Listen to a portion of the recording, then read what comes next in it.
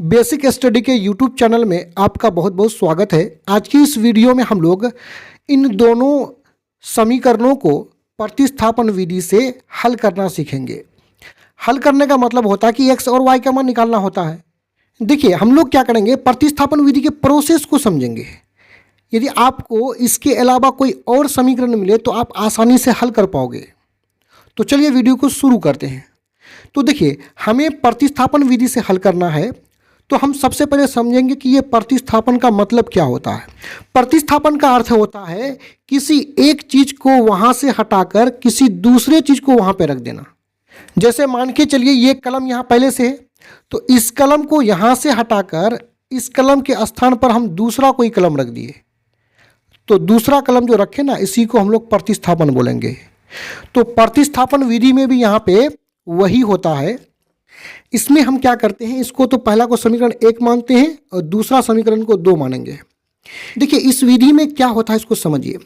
इस विधि में क्या करेंगे, हम चाहे तो समीकरण 1 से x या y का मान निकाल करके, दोनों में से किसी एक का मान निकाल करके हम समीकरण 2 में रख देंगे। यानी 1 से निकालेंगे तो 2 में रखेंगे। यदि हम समीकरण 1 से x का मान निकालेंगे तो समीकरण 2 में x के जगह में रखेंगे। यदि y का मान निकालेंगे तो इस y के मान को समीकरण 2 में y के जगह में रखेंगे। या नहीं तो आप उल्टा भी कर सकते हैं, समीकरण 2 से x का या y का, दोनों में से किसी एक का मान निकाल करके आप समीकरण 1 में x या y के जगह में रख करके बना सकते हैं। तो इसका पूरा प्रोसेस क्या है इसको ध्यान से समझिए। हम क्या करेंगे, समीकरण 2 से हम लोग x के मान को निकालेंगे और इसे पहला समीकरण में रख देंगे यहाँ पे x के जगह में। तो क्या लिखेंगे यहाँ पे, हम लोग यहाँ पे लिख लेंगे समीकरण 2 से, क्योंकि समीकरण 2 से x के मान को निकालेंगे तो लिख देंगे समीकरण 2 से, और जो दूसरा समीकरण है x माइनस वाई बराबर 4, इसको यहाँ पे उतार लेंगे। हमें निकालना है x का मान, तो x बराबर हो जाएगा, इधर 4 है, y को बराबर के इस तरफ करेंगे तो माइनस बदल जाएगा प्लस में। ये जो x का मान निकला 4 प्लस y, इसको समीकरण 3 मानेंगे, क्योंकि ये x के मान को हम लोग समीकरण 2 से निकाले हैं तो इसको 2 में नहीं रखना है। 2 से निकाले तो 2 में नहीं रखना है, समीकरण 1 में रख देंगे।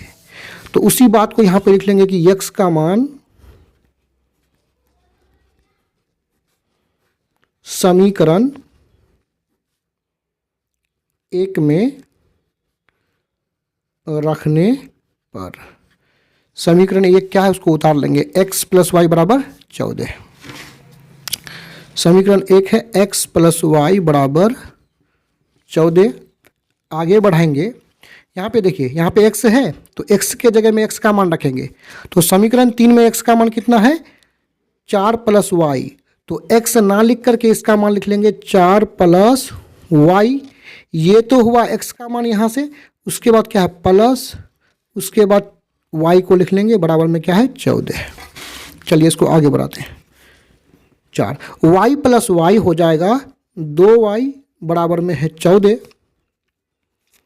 2y बराबर हो जाएगा, 4 को इस तरफ लेके आएंगे तो माइनस 4,